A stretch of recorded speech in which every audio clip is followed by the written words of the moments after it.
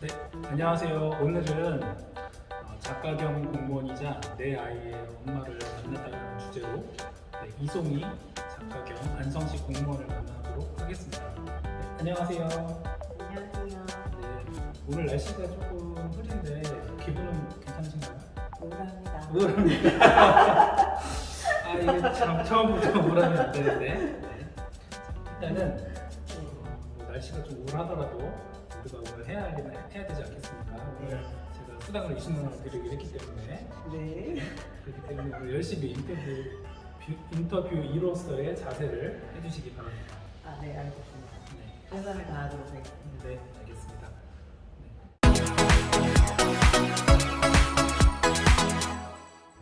일단 자기소개를 먼저 좀 들어보고 싶은데요. 네. 이송희님의 이 외필을 보면 한 문장으로 이렇게 좀 소개를 할 수 있을 것 같습니다. 뭐냐면 작가 겸 공무원이자 내 아이의 엄마라고요. 본인이 생각하시는 자기소개는 무엇일까요? 작가 겸 공무원이자 내 아이의 엄마. 듣기만 해도 숨이 턱턱 막히네요. 그래서 어느 것도 제대로 하고 있지 않은 지금은 사실 작가라는 정체성이 많이 옅어진 상태고요. 솔직히 4년 만에 이번에 복직을 하면서 다시 내 아이 엄마로의 충실한 삶을 살다가 공무원을 다시 하려니 세 가지는 고사하고 두 가지 일을 지금 엄마와 공무원 안에서도 지금 두 가지 일에서 허덕이고 있는 그런 상황입니다. 네, 지금은 그렇습니다. 아, 그렇습니까? 네. 되게 솔직하시네요. 왜냐면 일반적으로 이렇게 다양한 주제로 어떤 본인을 소개를 드리면 그거에 맞춰서 이렇게 조금 자기를 꾸밀 수도 있고 좀 그런데 굉장히 솔직하신 분 같네요. 일단 그러면 아까 말씀을 들어보면 작가 겸 공무원 또 내 아이의 엄마 이렇게 이제 소개를 했을 때 또 숨이 컥컥 막힌다라는 말씀도 해주셨고 또 실제로는 그 작가로서의 어떤 그 역할도 조금 옅어지는 것 같다는 이제 본인의 느낌을 말씀을 해주셨는데 사실 그래요. 모든 사람이 다 이 다양한 그 무게를 지고 삶을 살아가는데 그걸 다 역할을 최고점을 찍으면서 다 잘할 수는 없을 것 같거든요. 그래서 일단 본업에 대해서 한번 얘기를 해보려고 합니다.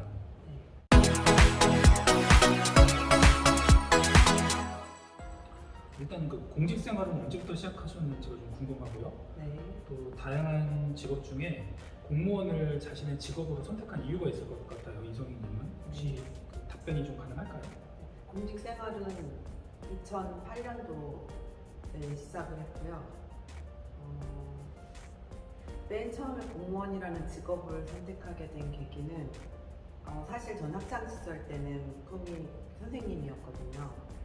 근데 중학교 영어 교사가 구체적인 저의 목표였는데 그게 이렇게 현실 안에서 공부를 하다 보니 대학교 때도 그 목표를 가족해서 공부를 했으나 잘 이제 계속 이렇게 그 목표 지점에 도달하지 못하고 계속 이렇게 떨어지면서 그렇다면 나에게 또 맞는 직업이 뭐가 있을까 생각을 하다가 공무원이나 해볼까 이런 마음은 저는 절대 아니었고 방학 때 행정 인턴십으로 관공서에서 일을 한 적도 있었고 하는데 그때 이제 공무원 민원인들 상대하고 하는 거 보면서 제가 원체 이렇게 사람들 만나고 이런 것들을 좋아하거든요. 그래서 나하고 성향이 맞을 것 같다는 생각을 하고 있었고 또 저는 영어라는 과목을 많이 좋아했고 영어 교사를 준비했기 때문에 영어에는 자신이 있었기 때문에 공무원 공부를 하면 영어가 제일 힘들다고들 하더라고요. 그랬는데 저는 영어에 자신이 있었기 때문에 그래도 공부를 하면 이거는 내가 좀 승산이 있지 않을까? 그리고 내 성향에도 맞지 않을까? 그런 생각을 많이 해가지고 선택을 하게 됐던 것 같습니다. 영어를 되게 잘했다고 생각을 하는 것 같은데 혹시 영어 점수가 좋았나 보죠? 많이 좋았죠. 영어만. 100점? 100점? 영어는 잘했어요. 영어는. 영어를? 근데 그 영어 중에서도 시험용 영어에 강합니다. 제가 막 이런 건 안 되고 시험용 영어에 매우 강한 그런 사람이었습니다. 전형적인 그 우리나라의 국가 교육 과정 하에서 네. 시험에 특화된 그런 영어 실력을 가지고 예.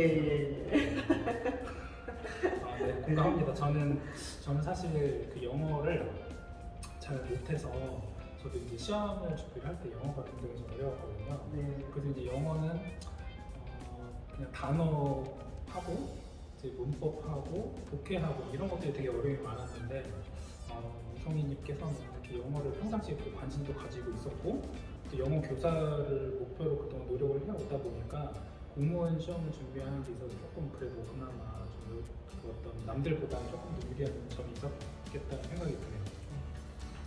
다른 과목들은 뭐 어렵지 않았나요? 행정법이나 국어나. 저는 사실 제 학창 시절 꿈이 여군인 게도 있었어요. 여군. 근데 여군 과목이 수학이 있었어요. 제가 그래서 빠르게 접었거든요. 왜냐하면 제가 수포자라고 하죠. 수포자. 제가 수포자였거든요. 수학을 포기한다. 네, 수학이 진짜 어려웠어요. 저는 수학을 너무 어려워했고 수학을 거의 안 했는데, 근데 다행히 공무원에 들어가는 5가지 과목은 저에게 다 맞고 제가 좋아하는 과목들이었어요. 그래서 공부하면서는 특히 국어, 영어는 진짜 좋아했고 행정법이나 이런 것들도 암기하는 것도 크게 어려움은 없었던 것 같아요. 그러면 공무원 시험은 굉장히 빨리 붙었겠네요. 그렇게 빨리 붙진 않았고 그냥 남들 하는 것만큼 1년? 1년? 네. 남들 하는 것만큼이 1년인가 보죠? 네. 다 1년 만에 붙지 않나요? 제가 진짜 부끄럽습니다. 죄송합니다. 네. 되게 갑자기 비호감으로 지금 떠오르고 있습니다. 아닙니다. 그러면 아까 농담이었습니다. 네. 그러면 이제 공직생활을 아까 2008년 네. 그 정도 말씀하셨는데요. 그러면 벌써 한 횟수로 한 15년 정도 공직생활을 하셨고 또 앞으로도 이제 해야 되는 상황인데요. 그간의 공직생활을 좀 어떠했는지 좀 그게 좀 궁금하고요. 또 두 번째는 본인이 했던 그 공직생활의 경험 중에 가장 좀 뜻깊었던 순간이 무엇인지 좀 궁금하거든요. 왜냐하면 이제 공무원이라는 직종이 다양한 직종이 있고 그 직종도 또 다양한 직렬, 또 직류로 나뉘거든요. 그래서 지금 이성희님께서 맡고 계신 업무 그리고 직종과 직렬을 고려했을 때 그동안의 공직생활은 또 어땠는지, 그리고 또 본인이 했던 경험 중에 가장 의미 있고 뜻깊었던 순간이 무엇이었을지 궁금합니다. 저는 공직생활이 그쵸, 2008년도부터 시작했으니까 15년 차라고 할 수 있는데, 사실 공무원보다 그 아이를 그 중간중간에 4명을 낳다 보니까 공무원보다 엄마로 산 시간이 더 많았던 것 같아요. 그 공직생활 중에. 그래서 15년에 거의 절반 이상을 집에 있었고,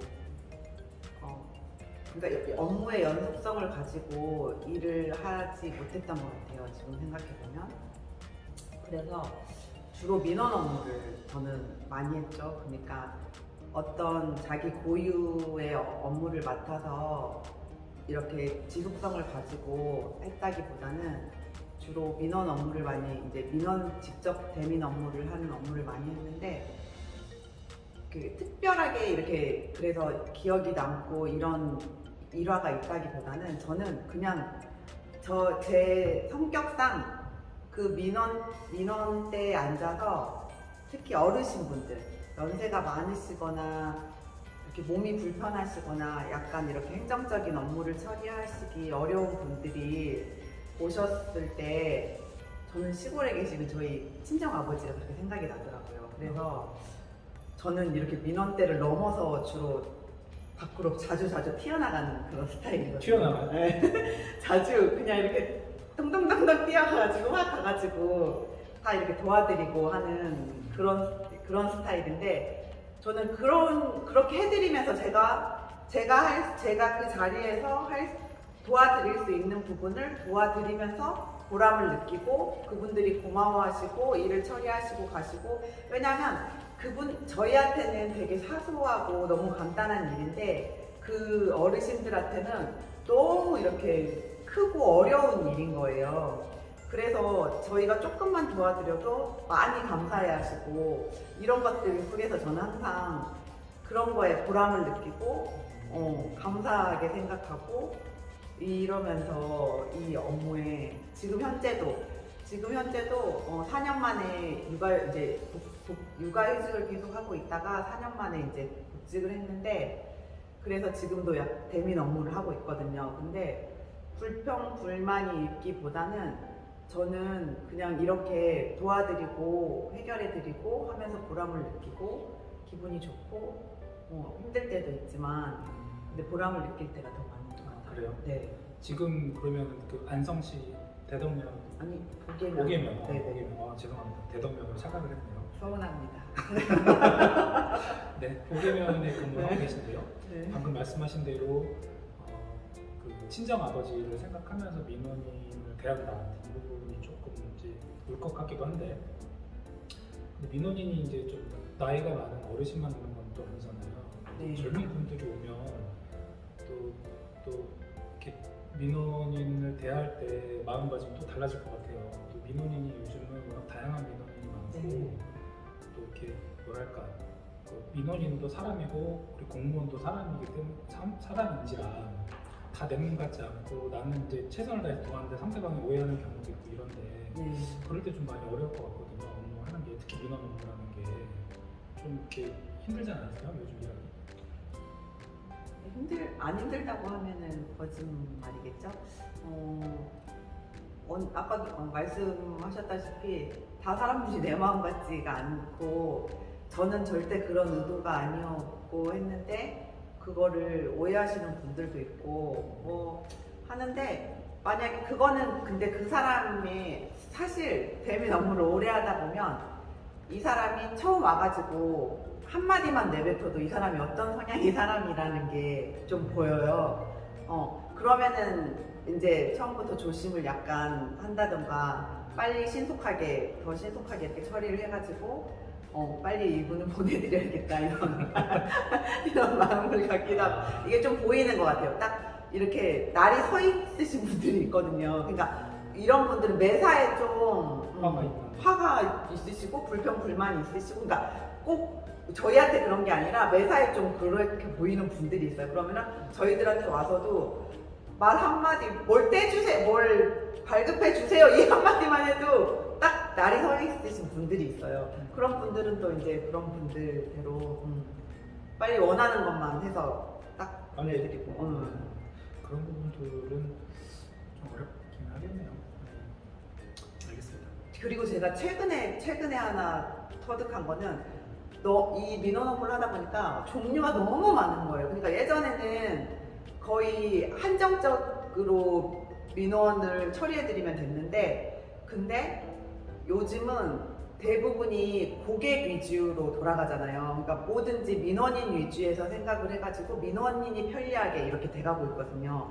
그래서 그러니까 웬만한 다른 예를 들어 뭐 세무서, 병무청은 물론이고 병무청, 학교 그러니까 모든 관공서에 있는 서류, 그러니까 관공서에서 발급하는 서류를 면사무소에서 다 발급을 할 수 있다고 보면 돼요. 근데 그 종류가 너무나 많아가지고 저희가 모두 한꺼번에 인지를 하지 못하는 거예요. 그러니까 지금은 저도 이제 한 6개월 정도 돼가니까 복직한 지 6개월 정도 돼가니까 어느 정도는 익숙해졌는데 처음에는 그러니까 제가 안 들어보는 민원 종류가 너무 많아가지고 민원 서류의 종류가 민원인이 오셨을 때 이거 여기서 안 되는데요? 이렇게 막 그렇게 실수를 했던 적 근데 알고 보면 되는 거였어요. 그래서 제가 요즘은 이제 깨달은 게 아무리 모르는 거여도 거의 90% 정도 이거는 진짜 여기서 안 되는 거여도 일단은 알아보겠습니다 라고 먼저 말을 그렇게 해야 된다는 거를 터득했어요. 그래서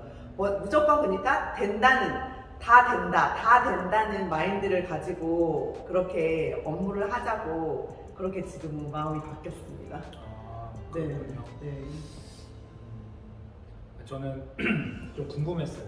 어떤 게 좀 궁금했냐면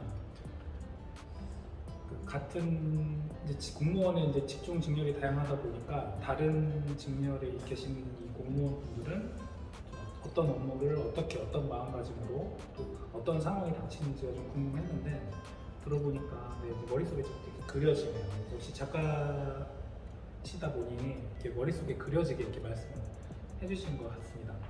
일단 그러면 이제 본업에 대해서는 이제 좀 말씀을 네. 나눴고 이제 작가로서의 활동이 좀 어떠한지 좀 궁금한데요. 네. 이게 이제 글을 쓰는 일이라는 게 이렇게 창작의 영역이거든요. 이게 창작의 영역이어서 쉽지 않은 이제 활동이라고 생각을 합니다. 근데 이제 글쓰기를 좀 원래 좋아하셨는지 좀 궁금하고요. 이 글쓰기에 대해서 언제부터 흥미를 갖게 되었는지 좀 그런 게 좀 궁금합니다. 네. 글쓰기는 그냥 초등학교 때 100일장 이렇게 학교에서 대표를 이렇게 뽑혀서 이렇게 나가잖아요. 근데 항상 이렇게 대표로 뽑혀서 나갔었던 것 같아요. 그러면서 조금씩 제가 생각하기에 내가 글쓰기에 소질이 있나? 이런 생각을 했었는데 중학교 가고 하면서는 재능 있는 아이들이 이제 학생들이 훨씬 많으니까 그게 아니었더라고요. 제가 그래서 더 저보다 훨씬 잘하는 애들이 많고 나는 재능이 있는 게 아니고 근데 좋아는 했어요. 좋아했다는 말이 무슨 말이냐면 저는 일기를 초등학교 때부터 또 썼고 지금까지도 일기를 거의 매일 그러니까 너무 피곤하거나 이러지 않으면 거의 매일 일기를 쓰고 있거든요. 일기를 쓰지 않으면 하루가 마무리되지 않을 정도로 저만의 의식처럼 저는 잠들기 전에 항상 일기를 만약에 너무 피곤해가지고 그 다음날 못 썼으면 그러니까 그날 밤에 일기를 못 썼으면 그 다음날 일어나서 새벽에 일어나서 일기부터 쓰고 그러니까 그 전날 거를 기억을 복귀하면서 그 일기를 새벽에 쓰고 하루를 시작하는 이런 게 있어요. 그러니까 글쓰기를 그러니까 재능이 있고 뭐 이런 건 모르겠는데 그냥 항상 했었던 것 같아요. 저는 그냥 좋아했고 무슨 사건이 있어도 그거를 제가 속상하거나 하면 글로 푸는 거를 좋아했어요. 네. 그러면 그 일기라는 방금 좀 궁금했던 게 일기를 그럼 왜 쓰는지가 좀 궁금했는데 그게 혹시 그 본인의 어떤 속상함이나 화 이런 걸 그 글로 푸는 것인가요? 그런 것도 분명히 있고 네. 그리고 보시죠? 혹시 그 아니, 남편에 대한 얘기가 많이 제 있나 보네. 남편이 했던 말이 생각나네요. 신혼 때 제가 싸우거나 다투거나 하고 나서 일기를 그렇게 쓰니까 막 쓰니까 넌 전생에 사초였을 거라면서 이런 이야기를 항상 저한테 했었거든요. 그러면은 그 뭐 일기를 그러니까 뭐 속상한 일만 있지는 않을 거 아니에요. 세상에 살다 보면.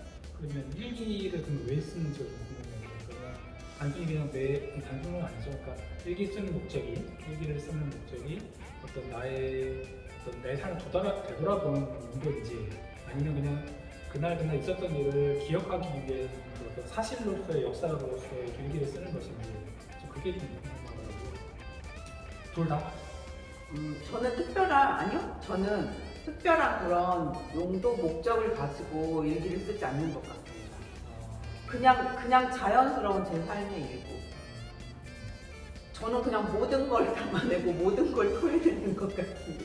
그러니까 제가 다른 분들은 예를 들면 너무 속상한 일이 있거나 힘들거나 하면 대부분 술을 마시거나 이렇게 하시면서 풀잖아요.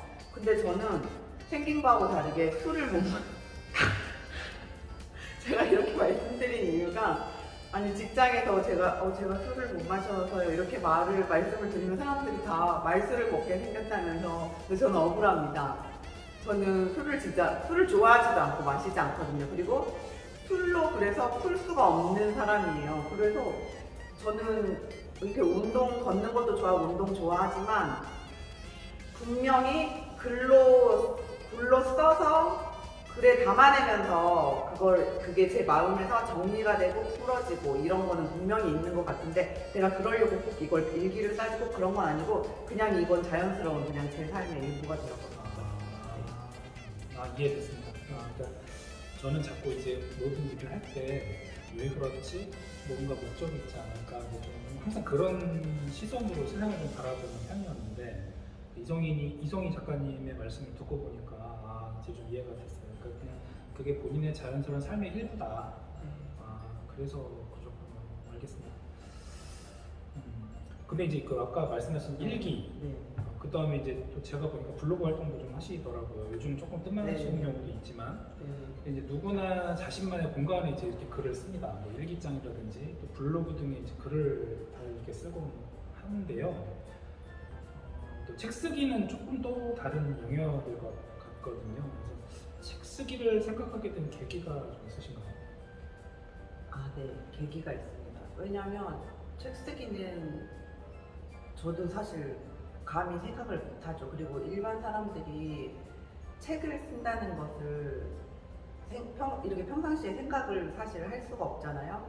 근데 제가 그 공무원 글쓰기 특강에 참여한 적이 있는데 그 공무원 글쓰기 특강에 참여를 하려면 그러니까 수기 그 경기도 인재개발원이라는 저희는 그 교육훈련 기관이 있어요. 지방자치단체 공무원들이 가서 교육을 듣고 하는 사이트인데 그 사이트를 어떻게 활용하고 있는지 그 사이트가 어떠한 삶에 영향을 미치고 있는지 그런 것들을 수기로 적어가지고 공모를 한 적이 있었어요. 한번. 몇 년도?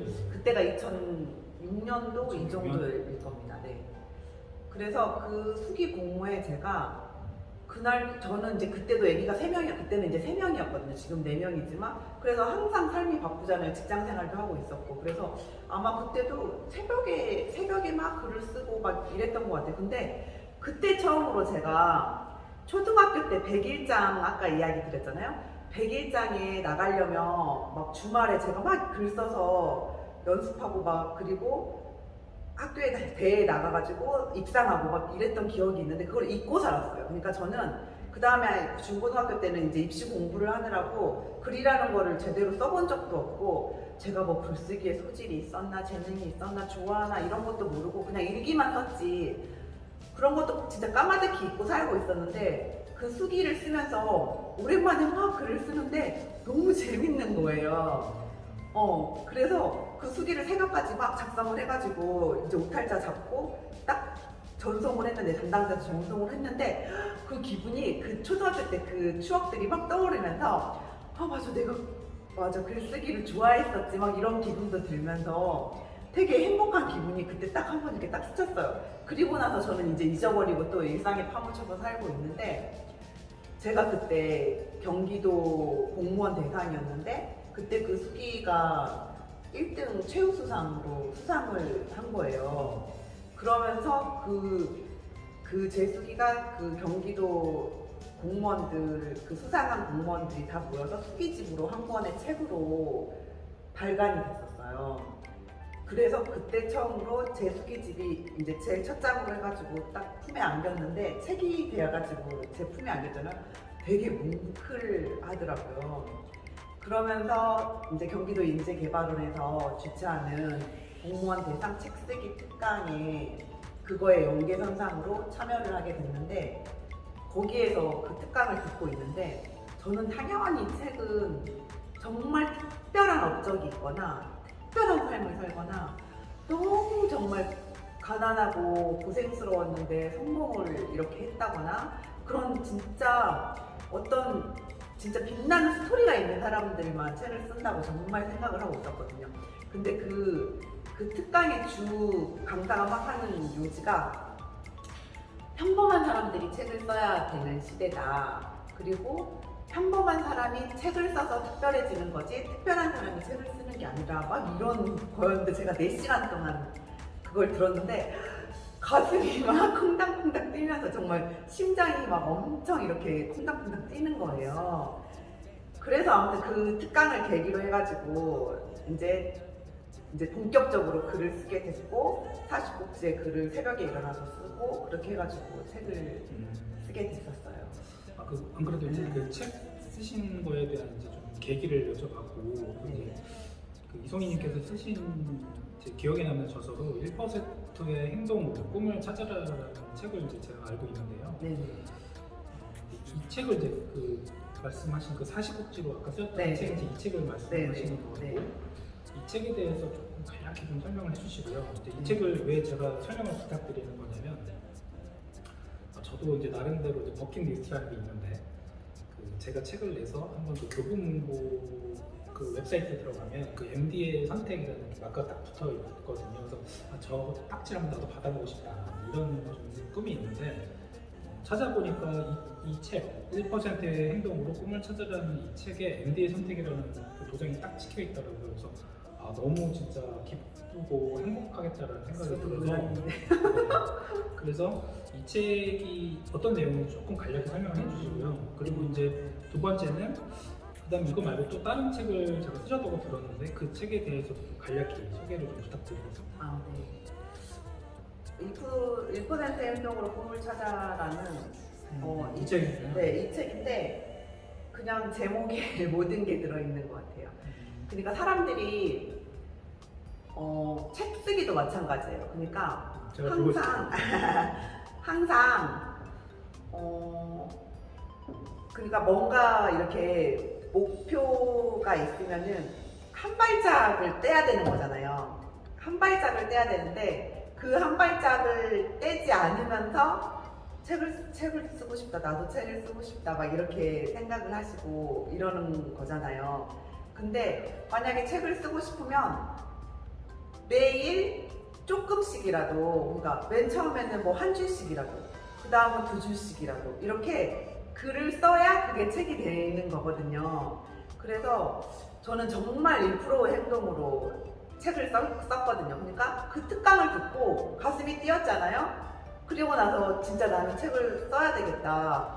그리고 상황은 너무 열악했잖아요. 저도 그때 직장 생활을 하고 있었죠. 그 다음에 생양의 아이를 키우고 있었고 시간이 없었어요. 그래서 저는 근데 너무 글을 쓰고 싶어요. 그래서 잠자는 시간을 줄일 수밖에 없더라고요. 그래서 항상 새벽 3시, 4시에 일어나서 글을 썼거든요. 근데 그게 너무 하고 싶은 이 열망이 있고 하고 싶은 이 꿈이 있으니까 눈이 떠지더라고요. 그냥 그럼 피곤한 것도 있고 그렇게 썼던 새벽에 정말 치열하게 썼던 1% 행동력으로 썼던 그런 책이에요. 그래서 사실 지금은 보면 이제 작가는 자기 책에 다 만족하지 못한다고 하지만 저도 지금 보면 만족하지 못하고 되게 약간 이렇게 되게 열정이 가득 담기고 약간 겸손하지 못하고 좀 막 이렇게 이렇게 하면 막 이렇게 돼요 막 이런 그런 투가 많이 들어있더라고요. 지금 읽으면. 네네네. 그때는 왜냐면 근데 그것만은 분명해요. 지금은 그때만큼의 열정이 없거든요, 사실. 그래서 열정이 진짜 가득했구나. 그리고 하고 싶은 그 마음이 진짜로 충만했구나. 이런 생각은 지금도 이 책 가끔 펼쳐보면은 그런 생각은 분명히 들고 당연히 지금 봐도 그러니까 뿌듯하고 그때 하길 잘했구나. 지금 만약에 하라고 하면 절대 못하겠구나. 이런 생각을 하고 있죠. 그리고 나서 두 번째 책이 이 책인데 사실 이 책은 서점에서 구입하실 수 없을 거예요.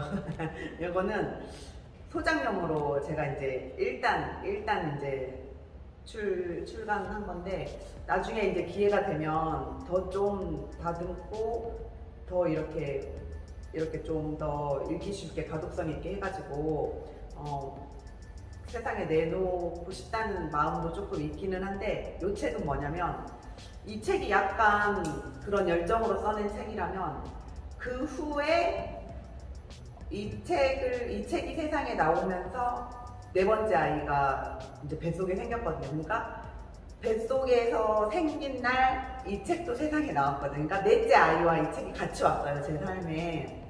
그래서 이 책은 무슨 의미냐면 40살 엄마인데 40살 엄마? 제목이 40살 엄마예요.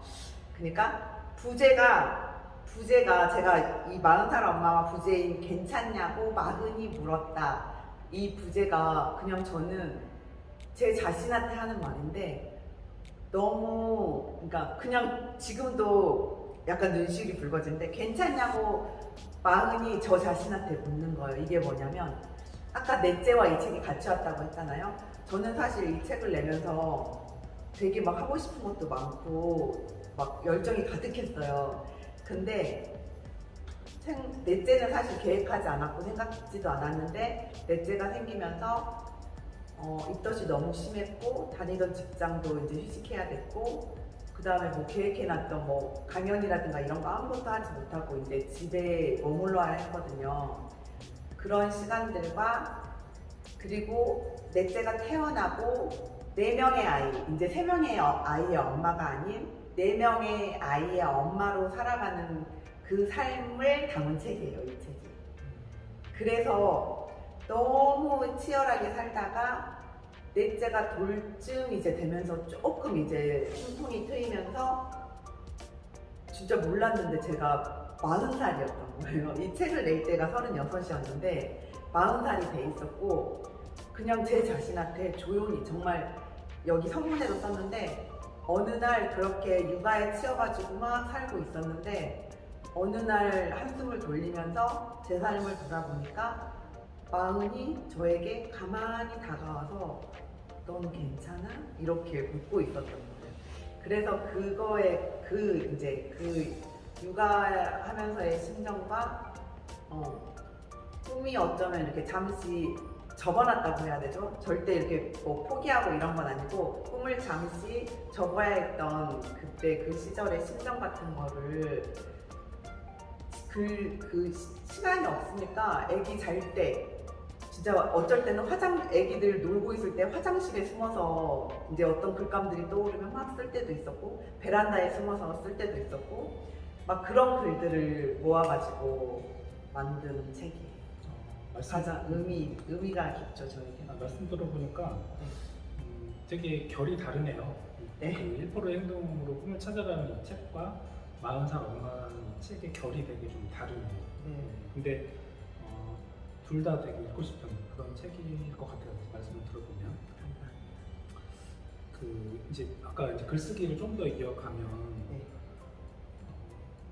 이제 글쓰기라는 게 각각 그 개인에게 좀 다양한 의미를 갖는다고 저는 생각을 하거든요. 그 어떤 사람한테는 글을 쓰면 자기 치유라는 게 있을 수도 있고 또 자기 반성, 또 어떤 사람은 그 글쓰기를 어떤 역량 개발의 측면으로 바라보는 경우도 있어요. 물론 이제 아까 이송희 작가님께서는 일기를 쓸 때는 그냥 그게 삶의 일부였다라는 말씀으로 제가 이해를 했는데 일기 외에 일반적인 그런 모든 글쓰기라는 것이 이송희 작가님한테는 좀 어떤 의미를 갖고 있는지 궁금합니다. 저에게는 치유의 글쓰기가 가장 큰 의미일 것 같습니다. 왜냐하면 만약에 저는 글로 풀어내면서 제 마음이 약간 정리가 되는 그런 게 있는 것 같아요. 근데 만약에 제가 블로그에도 글을 쓰지만 그렇게 했을 때 블로그에 만약에 공개 글을 올렸는데 저도 작가님하고 똑같은 감정을 느낀 적이 있어요. 똑같은 상황일 때가 있었어요. 이렇게 공감을 해주시고 하는 거는 저는 부수적으로 그러니까 그 뒷이야기고 그러니까 누군가를 그러니까 독자를 감동시키기 위해서 독자를 치유시키기 위해서 글을 쓰는 거는 그 뒤에 자연스럽게 뭐 따라오는 일이라고 저는 생각하고 우선 제 자신 저는 글을 쓰면서 그러니까 이 시절 40살 엄마를 쓸 시절에 저는 정말 힘들었거든요.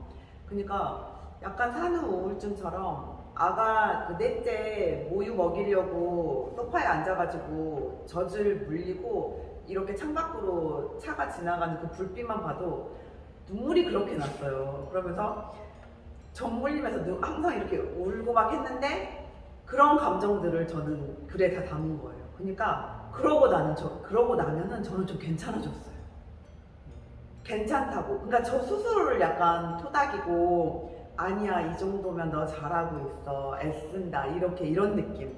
그래서 저는 이 글이 그리고도 그래서 제가 이 세상에 이 책을 안 내놔도 하나도 지금 그러니까 좀 막 이렇게 서운하거나 섭섭하거나 이런 게 없는 게 그냥 저는 그렇게 그 시절에 저의 그 힘들었던 감정들 막 토닥이고 싶었던 그 감정들을 고스란히 담은 그 글들이 이 한 권의 책에 담긴 것만으로도 저는 너무 그냥 제 자신한테 너무 귀하고 그냥 가족들이 읽어주고 아이들이 나중에 봐줘도 좋겠다 이렇게 생각하거든요. 그래서 저는 만약에 또 다른 엄마들도 힘들 거니까 또 읽고 공감해 주시는 분들이 있고 만약에 그분들이 혹시 위로가 된다면 나중에 또 기회가 되면은 그분들도 읽으시면 좋겠지만 그거는 나중에 저는 이제 그냥 부수적으로 자연스럽게 따라오는 일이라고 생각하지 이건 그러니까 저의 치유의 힘이 가장 큰 것 같습니다. 알겠습니다.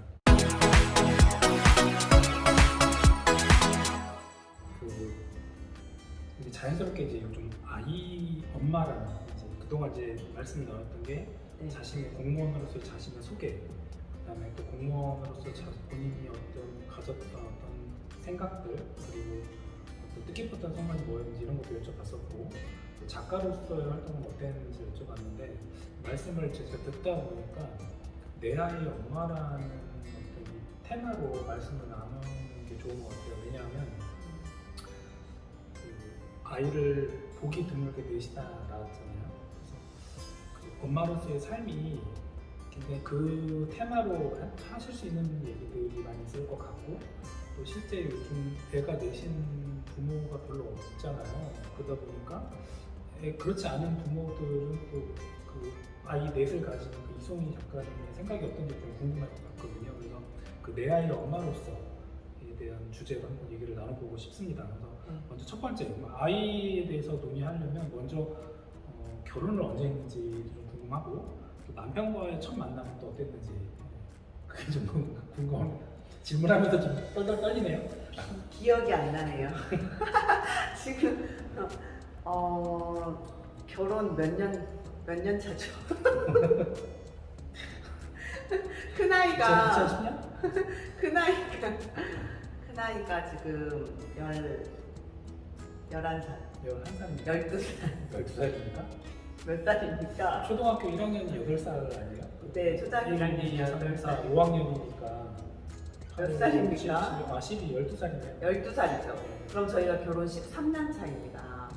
그리고 2010년? 네, 결혼 13년 차인데 첫 만나요. 첫 만남. 첫 만남. 강남역입니다. 강남역. 강남역에서 지인의 소개로 저희가 만났죠. 근데 사실 별로였던 것 같습니다. 서로 별로였던 것 같습니다. 그거는 일반적인 생각이죠. 남편의 얘기는 좀 들어봐야 되지 않습니까? 남편은 어떠죠? 네, 말씀을 해주세요. 첫 만남에서 제가 좀, 그러니까 제가 지금 보시면 아시겠지만 여자 하지 않거든요. 예나 지금이나 사람은 쉽게 변하지 않더라고요. 그래서 첫 만남에서 아마 제가 남편이 무슨 이야기 하면 이렇게 박장대소를 이렇게 주먹을 쥐면서 왜냐면 남편이 그 이야기를 되게 막 살면서도 막 많이 해요. 그때 저런 여자가 다 있나 깜짝 놀랐다면서 이렇게 주먹을 치면서 제가 박장대소를 막 했더라고 해요. 그러면서 별로였던 것 같아요. 아무튼 이 여자 왜 이래 막 이러면서 근데 이제 두 번째, 세 번째 만나면서 제 매력에 빠졌던 거죠, 뭐 남편이. 맞아요. 네.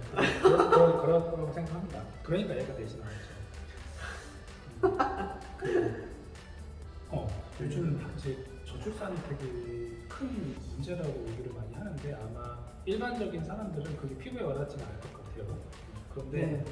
이 저출산 시대에 이 아이를 내신하는 게 쉽지 않은 일이었을 거예요. 네. 근데 이제 그 아이를 이렇게 많이 낳은 좀 특별한 이유가 있는지 왜냐하면 이걸 왜 여쭤보냐면 아이를 낳는다라는 거는 엄마가 있고 아빠가 있으면 아빠가 얘를 많이 낳고 싶다고 해서 많이 낳아지는 게 아니거든요. 왜냐면 저희 회사에 저희 같은 이제 저도 회사를 다니잖아요. 근데 저희 회사에 저희 부서에 저희 팀에 이제 남직원이 한 명 있는데 결혼한 지 좀 몇 년 됐는데 그 친구 이제 남자예요. 남자인데 아이를 되게 갖고 싶은데 이제 그 아내 되시는 분이 그거를 조금 이렇게 딩크죠. 그러니까 이제 좀 아이를 갖지 않고 자기의 삶을 좀 더 이렇게 충만하게 사는데 더 이렇게 주안점을 보는 분이셔서 아이를 이제 못 낳고 있다고 하더라고요. 그래서 이런 경우가 있는데 어떻게 아이를 이렇게 많이 낳게 됐는지.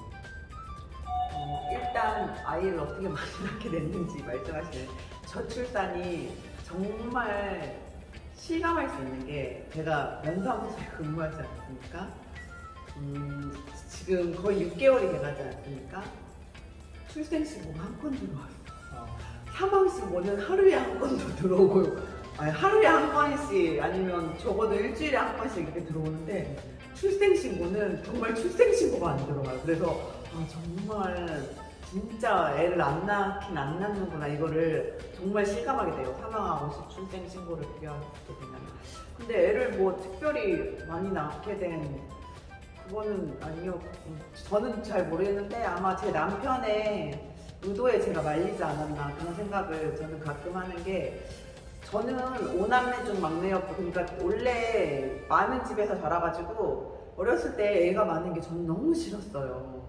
왜냐면 저는 사랑을 독차지해야 되는데 엄마 아빠의 사랑이 다 분산되고 옷도 다 물려받아야 되고 뭐 엄마 아빠가 관심도 없는 것 같고 애들이 크는 거에 맨날 일만 하시고 막 이런 게 저는 싫었거든요. 근데 남편은 혼자 컸거든요. 외동아들이었어요. 아무도 없고 자기는 너무 외로웠던 거예요. 그러니까 자기는 결혼하기 전부터 애를 많이 낳아야 되겠다고 생각한 거예요.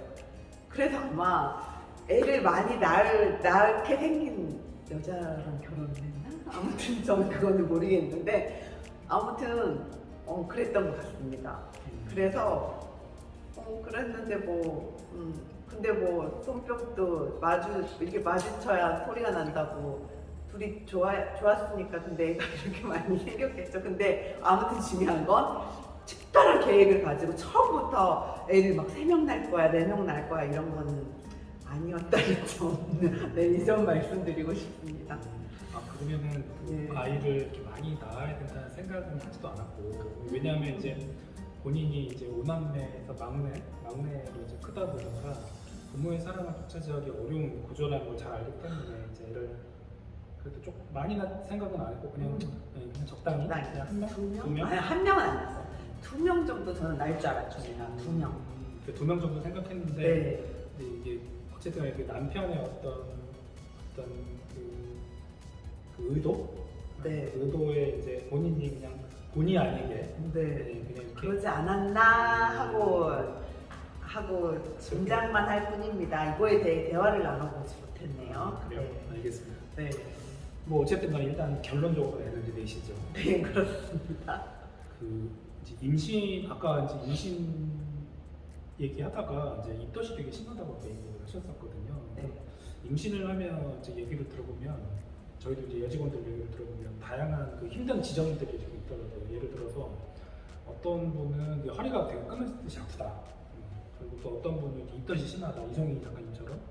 그리고 또 어떤 분은 이제 소화가 좀 잘 안 된다. 이런 분들도 계세요. 그래서 이성희님은 임신 후에 이제 입덧이 심하다고 하셨는데 그 외에 혹시 뭐 또 심한 게 또 있었는지, 아니면 입덧이 구체적으로 이제 남자들은 입덧을 안 하기 때문에 입덧 때문에 힘들어서 무섭다고 이제 이렇게 말을 하는데 그게 사실은 머리로만 이해가 되지 가슴으로는 이해가 잘 안 되거든요. 그러니까 그걸 좀 현실감 있게 좀 얘기를 해주면 좋겠어요. 그러니까 예를 들면 이런 거예요. 뭐냐면 제가 지금도 안 까먹는데 중학교 2학년 때였어요. 그때 생물 선생님이 계셨는데 여자 선생님이었는데 조금 특이하셨던 분이었던 것 같아요. 그분은 수업하다 갑자기 콧구멍도 좀 파고 막 이런 여자 선생님이었어요. 근데 그분이 제가 그때 어렸을 때도 제가 혼자 크다 보니까 나는 나중에 좀 이렇게 자식을 좀 많이 낳았으면 좋겠다는 생각을 했었나 봐요, 중학교 때. 근데 이제 선생님한테 어떻게 하다 보니까 출산에 대한 그 수업이 있었는데 선생님한테 그때 제가 아마 앞에서 2번째 자리인가 1번째 자리에 앉았을 때였는데 애를 낳으면 얼마나 아파요? 라고 이제 물어봤거든요. 그랬더니 그 선생님이 이렇게 말씀을 하셨어요. 네 콧구멍에다가 손을 넣어서 한번 그 코를 찢어보라는 거예요. 그 정도로 아프다라고 얘기하시더라고요. 이제 이 말씀을 왜 드리냐면 그 아까 입덧이 되게 심하셨다고 했는데 그 입덧이라는 걸 좀 이렇게 머릿속에 그려지게 한번 좀 해주셨으면 좋겠고, 그 외에 또 힘든 게 뭐가 있었는지 임신하고 나서. 저는 입덧이 가장 힘들었죠. 입덧이 어느 정도냐면 거의 이제 산부인과 가가지고 임신 6주입니다. 7주임 이때쯤 이제 산부인과 가는데 그때부터 입덧이 시작돼. 그러니까 매운 게 그렇게 땡기면서 엄청 미식거려요. 그러니까 속이 울렁거리는 느낌인데 그 느낌이 뭐냐면 이렇게 비유할 수 있을 것 같아요. 저는 제가 원래 차를 어렸을 때부터 차를 오래 타면 멀미를 하는데, 그러니까 버스 뒷좌석에 한 몇 시간 동안 타고 가면은 막 토할 것 같은 그런 느낌 아시겠죠? 그 느낌이 24시간 계속 지속되는 거예요. 24시간? 그러니까 자는 시간만 빼고 계속 지속되는 거예요. 근데 저는 보통 사람들은 여기서 끝나요. 근데 이제 토하는 사람들이 있기도 한데, 토하는 거를 심하지 않은 사람들은 이 느낌은 거의 다 있듯이. 근데 저는 이 느낌이 있으면서 뭘 먹잖아요. 뭘 먹으면 토하는데 그 토하는 정도가 끝까지 토해요. 노란물 나올 때까지, 신물, 그러니까 아무것도 뱃속에 아무것도 안 남을 때까지, 그러니까 변기를 계속 붙잡고 있어야 돼요. 몇 달 동안? 그러니까 그 5개월, 6개월 5개월, 그때까지. 네, 그때까지? 그때까지. 그러면 한 4개월에서 5개월 정도를 매일 쉬지 네, 않고? 네. 24시간 동안. 그래서 저는 첫째 때부터 음. 애기 생기면 휴직했거든요.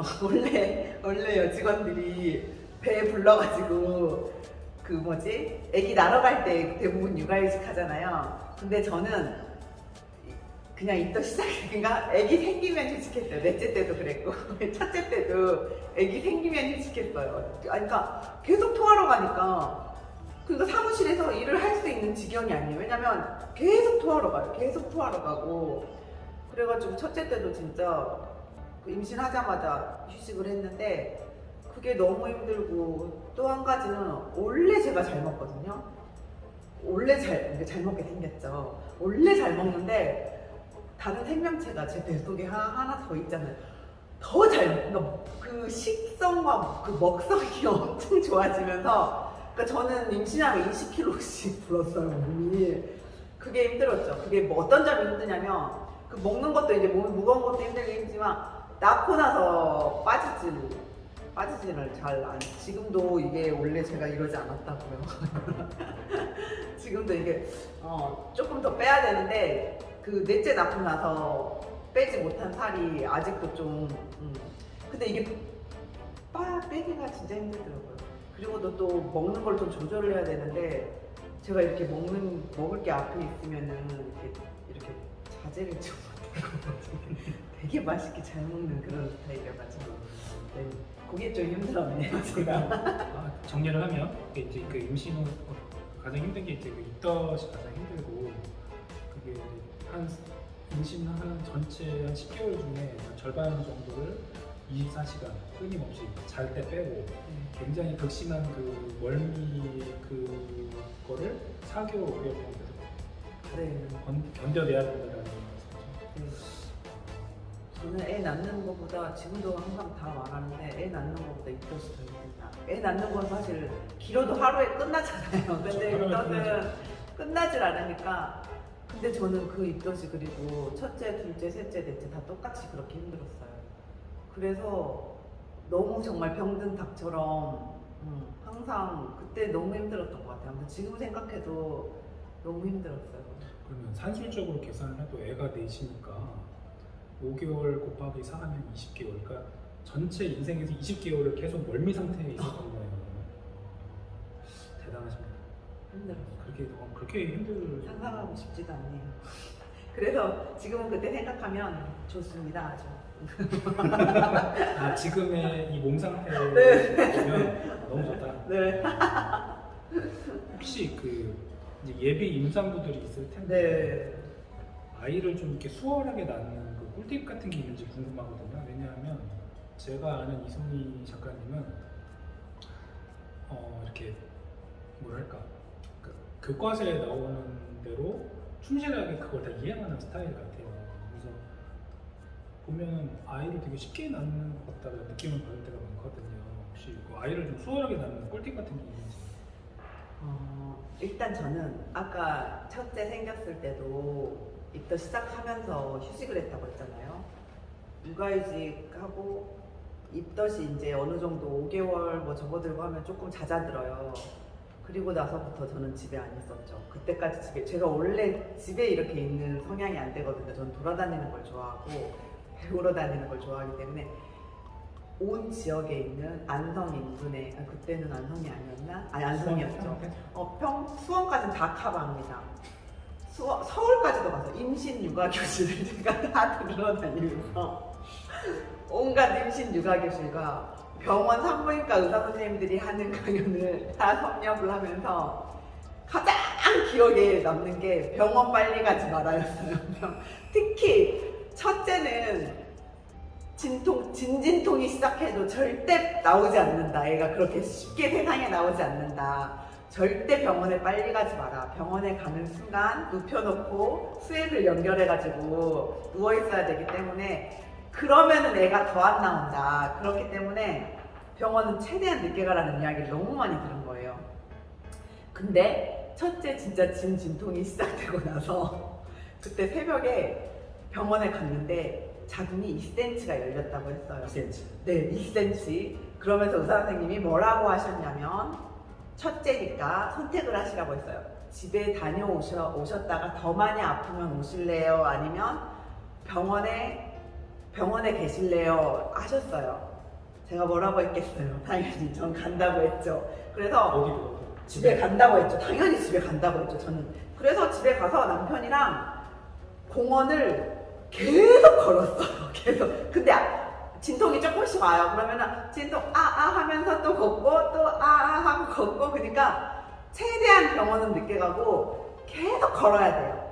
계속 걸어야 돼요. 걷고 나서 너무너무 이제 아파서 버틸 수 없다 하면 이제 병원 가보면 한 그때도 4cm, 5cm 이 정도 열리거든요. 그러고도 병원에 오래 있어야 돼요. 그러니까 최대한 병원은 늦게 가고 그리고 나서도 병원에 가서도 힘이 있으면 계속 걸어요. 로비를 계속 걸어요. 계속 걸어. 계속 걷고 그렇게 해가지고 북만 들어가면 빨리 내려오죠. 애가 빨리 내려와서 네.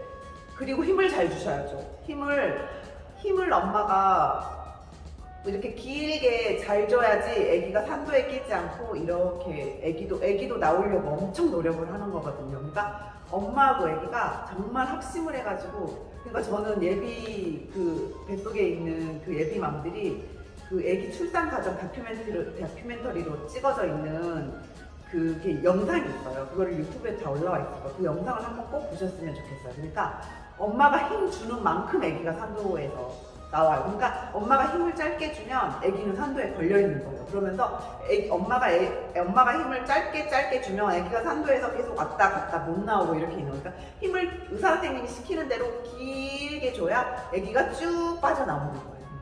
그렇게 힘들어도 그게 엄마한테도 좋고 아기한테도 좋고 그렇게 했기 때문에 저는 아기 낳는 거는 지금 생각해도 저도 항상 말하거든요. 제가 입덧이 힘들어서 그렇지 아기는 숭숭숭 잘 난다고 저도 항상 그렇게 이야기하거든요.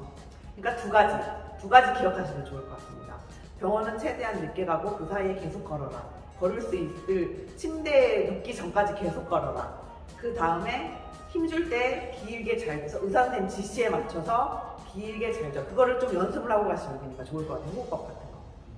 네. 근데 이제 그 말씀 들어보니까 저도 아까 좀 요약을 해드리려고 했는데 네. 두 가지로 네. 해주셨는데 네. 제가 만약에 여자라면 병원을 최대한 늦게 가고 많이 걷고 이런 거는 쉽게 와닿아요. 네. 근데 힘을 길게 주라고 하는데 이게 길게 주기 싫어서 길게 안 주진 않을 것 같거든요. 그러니까 이제 뭔가 임산부들이 그 힘을 짧게 주는 건 이유가 있을 것 같거든요. 그러니까 길게 주지 못하고 짧게 주는 이유가 뭔지 그건 와닿지가 않거든요. 기운이 없어요. 그래서 기운이 있어야 돼요. 애 낳으러 갈 때 있잖아요. 애 낳으러 갈 때 꼭 맛있는 거 진짜 이거는 진짜 기승전 고기 저는 뼈에 살고 먹고 가고 막 삼겹살 구워 먹고 가고 이랬거든요. 애 낳으러 갈 때 옛날 분들 말씀이 진짜 맞아요. 기운이 있어야 돼요. 그래서 애 낳으러 갈 때 꼭 잘 드시고 가셔가지고 힘을 그러니까 그 배변 볼 때 힘 주듯이 그렇게 주는데 그거를 길게 주라는 그 말이에요. 그거를 그러니까 의사 선생님들 그러니까 배변 줄 때 힘을 주는 것처럼 그러니까 배변 대신 아기가 나오는데 아기는 엄청 크잖아요. 근데 그 작은 구멍으로 아기도 나오려고 하니 아기도 얼마나 힘들겠어요. 엄마도 힘들죠. 그러니까 아기도 지금 엄청 힘든 거예요. 그 안에서 나오려고 엄청 노력을 하고 있는 거거든요. 그러니까 엄마가 힘을 하고 길게 주라는 그 이야기예요. 네. 아, 이해됐습니다. 네. 그게 이제 결국은 자식을 사랑하기 위해서라도 사랑한다면 네. 그 애가 나오려고 최선을 다해서 도와줄 수 있는 그 네. 길이 내가 이제 힘을 좀 길게 줘서 애를 나올 수 있게 도와주는 거고 그렇기 위해서는 내가 출산하기 전에 좀 든든히 먹고 힘을 네, 내야지 맞습니다. 된다는 거죠. 입맛이 없으셔도 드셔야죠. 애를 위해서 드셔야죠. 좀 더 이게 궁금한 게 많긴 한데 남자로서 네. 좀 이게 좀 궁금한 게 많이지만 못 물어보겠고 알겠습니다. 네. 지금 이제 결혼하신 지 13년 차예요. 네. 13년 차인데 이건 좀 여쭤보기 좀 부끄럽기도 하지만 신혼 때랑 이제 비교를 안 할 수가 없잖아요. 네. 왜냐면 이제 신혼 때는 우리 오빠 옛날에 신혼 때는 어땠고 영화 같은 거 보면 드라마 같은 거 보면 신혼 때는 어땠는데 지금은 어떻고 막 이런 말들 많이 하거든요. 이제 신혼 때와 비교했을 때 이 남편과의 관계에서 어떤 부분들이 좀 달라졌는지 궁금해요. 이 달라졌다라는 게 옛날엔 잘해주는데 지금은 나한테 잘 못해주고 옛날엔 사랑해주는데 지금은 사랑을 덜 해주냐고 이런 거 말고 뭐랄까 좀 그런 거죠. 한 20, 30년 동안 다른 환경에서 살다가 결혼을 딱 하고 나면 좀 이렇게 안 맞는 부분도 있었을 거고 그런 것들이 이제 벌써 13년 차 정도 되면 이제 10년 정도 변한다고 하는데 남편과의 관계에서 그런 부분들에서 좀 달라진 게 어떤 게 있는지 좀 궁금한 거고요. 예를 들면 좀 이런 것도 있을 수 있겠죠. 신혼 때는 이랬는데 살다 보니까 이런 부분 되게 또 좀 좋아진 것 같다. 그리고 또 신혼 때는 좀 이랬는데 좀 더 나빠진 건 또 이런 것도 있을 것 같긴 해요. 그래서 좀 지역적인 부분도 좋고 종합적인 부분도 좋고 본인의 어떤 생각을 좀. 사실 남편하고 저는 약간 그러니까 정말 달라요. 성격이 그러니까 극과 극이라고 할 만큼 정말 다르거든요. 그러니까 저는 항상 이렇게 좀 사람이 떠 있고 업돼 있는 네, 업돼 있고 항상 업돼 있고 감정에 충실한 사람. 그러니까 좋은 건 너무 좋고 슬픈 것만 너무 슬프고 막 짜증도 잘 내고 근데 남편은 항상 이렇게 냉철하고 진지하고 한결같은 사람이에요. 점잖고 그래서 진짜 좀 다르죠. 극과 극으로. 그래서 신혼 초에도 좀 많이 힘들었던 것 같아요. 사실 너무 다르니까 왜 저래 막 답답한 것도 사실 있고 그냥 나는 별거 아니고 아무렇지 않은 것 같은데 왜 저래 이런 거 좀 있었는데 지금은 오히려 그러니까 부부는 다른 게 진짜 둘이 성격이 똑같으면 더 많이 싸울 것 같고 저희는 진짜로 별로 싸운 적이 없거든요. 그게 그러니까 너무 다르니까 점점 그냥 각자의 삶을 조금만 이해하고 조금만 이렇게 배려를 해주면 부딪힐 일이 없고 그리고 이제 살아보니까 그 사람의 그 삶의 방식을 인정을 하게 되니까 그러니까 예전에는 오해하고 막 서운하고 이해할 수 없었던 그런 일들을 지금은 다 아니까 이해하게 되고 그러면서 별로 서운한 것도 없고 원래 저런 게 편한 사람이고 저런 게 그러니까 어떤 의도가 있어서 그런 게 아니라 원래 성향이 그런 사람인 걸 이제 다 파악을 한 거죠. 그러니까 3대 둘 다 그렇게 되니까 지금은 오히려 그러니까 그때 단둘이 있을 때보다 지금은 아기를 4명을 키워야 되니까 사실 너무 힘들죠. 삶은 팍팍하고 힘든데도 그런 감정 소모는 오히려 없는 것 같아요. 그러니까 어느 정도 다 각자 알고 이해하고 가니까 그런 거는 사실 편한 것 같아요. 이렇게 연수가 늘어날수록 편한 것 같아요. 그러니까 말하지 않아도 그냥 굳이 설명과 이런 거 하지 않아도 그냥 그리고도 또 각자 삶을 조금 이렇게 각자의 공간을 약간 인정해주는 편이에요. 그러니까 각자의 삶의 공간을 그 물리적인 공간이 아니라 저희 부부는 그거를 좀 존중하고 이해해 주니까 별 탈 없이 별 충돌 없이 그냥 이렇게 애 넷을 키우면서도 그냥 그렇게 그냥 이렇게 잘 이렇게 살아오는 것 같습니다. 네. 네, 알겠습니다. 좀 그 부분이 좀 궁금했거든요. 네. 근데 이제 사실 좀 저랑 좀 생각이 비슷하네요. 네, 저도 좀 그런 생각을 했는데 역시 말을 안 해도 다 이렇게 아는.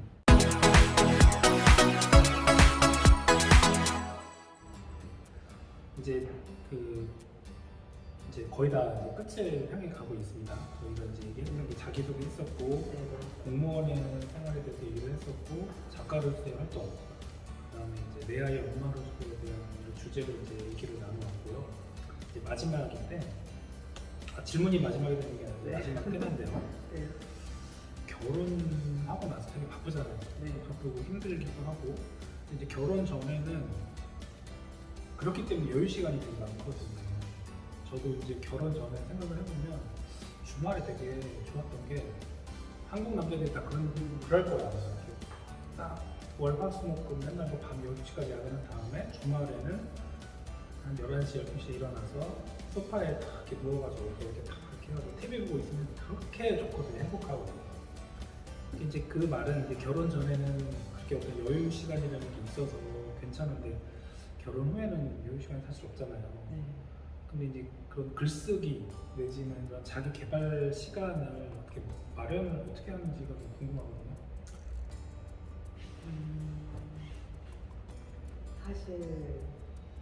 사실 지금 제가 복직을 오랜만에 하면서 아까 4년 만에 했다고 말씀을 드렸잖아요. 그러면서 뭔가 그러니까 다 할 수 없더라고요. 그러니까 약간 선택과 집중의 시간이라고 저는 이제 지금 그렇게 제가 제 삶의 한 토막을 꺼내가지고 이름표를 붙였는데 그게 뭐냐면 글쓰기까지 할 여력이 없어요. 그리고 4명을 키우면서 직장 생활을 하는 거는 저도 처음이잖아요. 지금 3명까지는 해봤는데 4명을 키우면서 직장 생활을 해보니까 이게 만만치가 않더라고요. 그래서 뭘 시간을 떼어내서 알 수는 없어요. 그래서 저는 지금은 긴 호흡의 글은 아예 못 쓰고 있고, 근데 예전 같았으면 막 좀 안 달랐을 것 같아요. 막 그리고 막 답답하기도 하고 막 이 현실이 막 이 현실이 답답하고 안 달라고 뭘 어떻게 하고 싶고 막 이렇게 했을 텐데 지금은 그렇진 않아요. 그러니까 나중에 괜찮아질 거니까 지금은 이쪽에 집중할 때니까 엄마는 벗어 던질 수 없는 거니까 엄마는 해야 되고 당연히 그리고 직장 오랜만에 4년 만에 나갔으니까 적응해야 되고 그러면은 요쪽은 조금 놓고 가자 이런 마음이거든요. 근데 여기를 아예 제가 그렇다고 뭐 영원히 안 하는 건 아니잖아요. 근데 이쪽을 조금 놓고 이쪽에 이제 선택을 해가지고 이쪽을 집중하자 이렇게 생각을 하고 있거든요. 그러면서 마음이 편해지고 근데 책은 거의 못 읽고 있고 사실 글은 일기는 꾸준히 아까 말씀드린 10분만 있으면 되거든요. 사실 일기는. 그래서 10분이라도 이렇게 쓰고 있고 한 가지 아쉬운 점은 이제 막 하루에도 글감이 그러니까 글감이 저는 어떤 민원인이 와가지고 어떤 행동을 했거나 제 마음을 속상하게 했거나 회사에서 무슨 일이 있었거나 아니면 약간 그러니까 너무 좀 진상 같은 민원인이 와가지고 쌩떼를 썼거나 죄송합니다. 이런 일이 있으면 이거를 글로 막 풀고 싶은 거예요. 글로 어떻게 이렇게 해가지고 이런 장면을 넣어가지고 이렇게 풀고 싶은데 진드건이 앉아서 그거를 풀어낼 시간은 없는 거예요. 그래서 근데 그거를 다 날리긴 아까워서 이제 제 막 메모장이나 블로그나 간단하게 한두 줄로 지금 이렇게 쓰고 넘어가긴 해요. 요즘도. 근데 그걸 풀 시간은 없어요. 지금. 그래서 그런 거는 조금 아쉽기는 해요. 요 시간만 좀 있어도, 그러니까 하루에 1시간만 좀 있어도 내가 요걸 글로 풀고 나갈 수 있을 텐데. 왜냐하면 지금 이렇게 한두 줄로 써놓은 것들을 나중에 여유가 있을 때 풀면 이제 풀 수는 있겠지만 살아있질 않더라고요. 요 글맛이 안 나요. 지금 이때 막 이때 쓸 때하고 시간이 좀 지나가지고 색이 바래가지고 글맛이 안 나더라고요. 그래서 그 점이 지금 조금 요즘 삶에서 조금 아쉽고 근데 막 안 달라거나 하진 않아요. 제가 약간 조정을 하고 제 삶을 그렇게 선택과 집중하고 있다고 저는 이렇게 생각하고 있기 때문에 괜찮습니다. 충분히. 그리고 시간이 조금만 한두 달만 더 지나도 조금 정돈되면 글 쓸 여유도 조금, 그러니까 제가 하루에 뭐 30분이라도 이렇게 뺄 수 있지 않을까 그런 생각도 들고 그렇게 생각하고 있습니다. 그 이제 사실은 이런 게 있거든요. 그러니까 내가 뭔가 하고 싶고 해야 될 목표가 생기면 주변에서 그런 시간을 할애할 수 있는 여건이 안 되면 좀 이렇게 분노가 생길 수도 있고 좀 짜증도 나고 이렇게 되고, 근데 이제 아무리 조심하려고 해도 그게 또 드러날 수밖에 없고, 실제로 조심한다고 하는데도 부부나 가족들은 다 알게 되잖아요. 조금 좀 짜증이 나 있는 상태구나 이게. 근데 그렇다고 해서 또 그거를 또 뭐라고 싫어하는 건 아니고 그냥 다 이해가 되는 거죠. 그 현재는. 그런 측면에서 이제 아이들이나 혹시 뭐 남편에게 좀 뭐 바라는 부분이 있을까요? 아이들이나 남편도 일단은 그걸 알겠어요. 저는 그러니까 이 직장 생활을 하면서 엄마가 이 집안일을 다 할 수 없구나. 혼자 그러니까 다 같이 해야 되는구나. 근데 남편도 이 마인드인데 이제 그게 현실 속에서는 진짜로 그러니까 주도적으로 어쨌든 살림을 하는 사람은 엄마잖아요. 그러니까 아무리 남편이 이렇게 한다고 해도 남편은 도와주는 거거든요. 그러니까 같이 한다는 개념은 그러니까 사실 어렵더라고요. 현실 속에서는. 그래서 어떻게 그러니까 아이들도 그리고 아무튼 약간 분업화를 해가지고 집안일을 좀 같이 하고 그러니까 안 그러면 엄마가 진짜 너무 지칠 것 같다는 생각을 요즘 좀 많이 하고 있어요. 그래, 엄마 머릿속이 그러니까 막 뒤죽박죽이 되는 막 그런, 그러니까 사무실 뭐에서도 막 지치고, 근데 집에 와서도 집안도 막 엉망진창이고 아이들 챙기는 것도 그러니까 막 이런 느낌이에요. 막 뭐 어깨에 지워진 짐은 너무 많은데 정돈되거나 제대로 하고 있는 건 아무것도 없고 막 이런 생각이 들기 시작하면 제가 너무 힘들어지더라고요. 그래서 이런 것들을 좀 이야기를 해가지고 남편이랑 아이들하고 같이 고민하고 이야기해보고 같이 이제 조금 작은 일이라도 같이 하고 하면 좋을 것 같다는 생각을. 좋은 말씀이에요. 왜냐하면 사실 저는 제가 생각하는 그 이송희 작가님 가족의 가장 큰 장점이 뭐라고 생각을 하냐면, 일단 규칙을 정하면 해요. 그래도 제가 보니까 가족회의 같은 걸 해서 규정을 딱 정하고 이렇게 하자라고 하면 이송희 작가님 가족은 다 하더라고요. 그래서 그런 걸 한번 해보면 좋을 것 같다는 생각이 있고요. 마지막으로 질문 마지막입니다. 네. 여기 음료수라도 좀 갖다 놨어야 되는데 생각을 미처 못했습니다. 몽기타네요. 네. 센스가 없으시네요. 이성이. 네, 20만 원 준다고 했죠? 네. 자, 이제 마지막 질문입니다. 네. 공무원이면서 작가의 꿈을 키운다든지 또 결혼 후에 자녀를 갖기를 이제 망설이는 분들이 있을 것 같아요. 실제로 있고. 네. 어떤 말씀을 좀 하고 싶은지. 현실을 보고 현실의 상황이 어느 정도 갖춰졌을 때 해야지 하면은 안 되는 것 같아요. 작가의 꿈, 일단 작가의 꿈. 안 되는 것 같아요. 그 말이 뭐냐면, 그러니까 막 이렇게 막 열악하고 치열한 상황에서도 한 발짝을 떼야지. 그러니까 글을 쓰고 싶으면 그러니까 한 줄이라도 쓰고 이렇게 한 발짝을 떼야지. 안 그러고 진짜 꿈만 품고 그렇게 있다가는 아무것도 안 되는 것 같으니까, 일단은 아무리 현실이 구질구질해도 일단 한 발짝 떼고, 완벽하지 않은 상황에서 시작을 했지만 그 상황 속에서 조금씩 정돈해 가면서 상황은 완벽해지고 그 다음에 꿈을 향해서 조금씩 나아가게 된다. 이 말씀을 드리고 싶네요. 그러니까 책을 공무원하면서도 저는 4명 지금은 4명이고요. 3명 키우면서 어쨌든 책을 썼잖아요. 책을 정말 쓰고 싶으시면 3명 있으신 분 잘 없으시죠? 그거 2명이시면 하실 수 있는 거예요. 하실 수 있어요. 새벽에 일어나셔서 그리고 주말에 애들이랑 도서관 가셔가지고 저는 만약에 정말 하고 싶은 열망이 있으면은 하실 수 있다고 생각하고 책은 저도 정말 평범한데 썼잖아요. 아무것도 정말 평범한 진짜 똑같은 일반인인데 책 썼잖아요. 다 하실 수 있고 이렇게 써보면 또 이렇게도 할 수 있고 이런 방법도 있구나. 책 쓰는 방법도 뭐 여러 가지가 이렇게 출판 같은 데서 할 수도 있지만 자기가 자가로 그냥 알아서 이거 돈 안 하나도 안 들이고 한 거거든요. 이렇게도 할 수 있고 이런 방법도 있고 그러니까 꼭 이렇게 뭐 우리가 베스트셀러 막 작가 되려고 그 목표로 책 쓰는 거 아니잖아요. 그러니까 그런 거 아니면은 다 길도 여러 가지가 있고 조금만 알아보시면 충분히 저는 하실 수 있다고 생각합니다. 혹시 뭐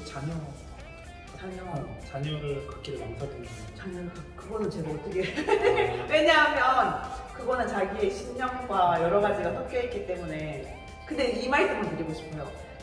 아기가 4명이어서 분명히 아까 글 쓸 시간도 없자고 제가 너무 좋아하는데 글 쓸 시간도 없자고 했잖아요. 그러니까 분명히 희생이 뒤따르죠. 당연하죠. 그거는 희생이 뒤따르고 그러니까 제 삶을 잘라서 분명히 아이들 양육하는데 쓰는 건 분명하지만 그만큼 아이들이 우리 삶에 가져다주는 행복과 기쁨이 저는 분명히 크다고 생각합니다.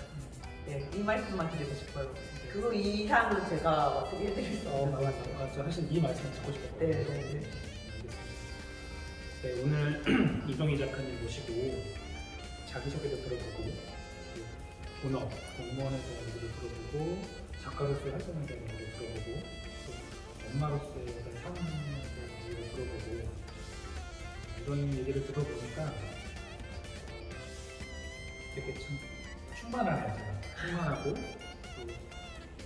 제가 남편이지만 직접 이렇게 인터뷰 하려고 마음 먹은 이유가 뭐냐면 사실 우리는 우리 마음속에 있는 얘기를 직접 표현하지 않으면 짐작을 해서 상대방을 맞춰줘야 되는데 일단은 이번에는 한번 직접 인터뷰를 해서 그 인터뷰이신 이성희 작가님의 마음속에 있는 그 내면의 얘기를 한번 이렇게 끌어내고 싶었거든요. 제가 생각했던 그 목표점이 있었고 아시죠? 제 스타일 목표점이 항상 있는 거. 그 목표와 의도와 목적을 다 힘듭니다. 제가 좀. 일단 그 이상을 200% 이상 제가 달성을 했기 때문에 굉장히 만족하고 따라서 그 20만 원을 써도 제가 당연히 입금을 해드리는 거거든요. 네, 그렇게 하겠습니다. 그래서 너무 기쁘고요. 이런 자리를 마련해 주셔서 너무 감사하고 제가 더 감사합니다. 또 오늘 다행히 또 인터뷰 장소가 잘 섭외가 안 되면 어떻게 하나 걱정도 했는데 다행히 뭐 크게 뭐 방해하는 세력들이 없었기 때문에 네, 잘 마무리. 여기서 방해하는 세력이란 그 4명의 아이인가요?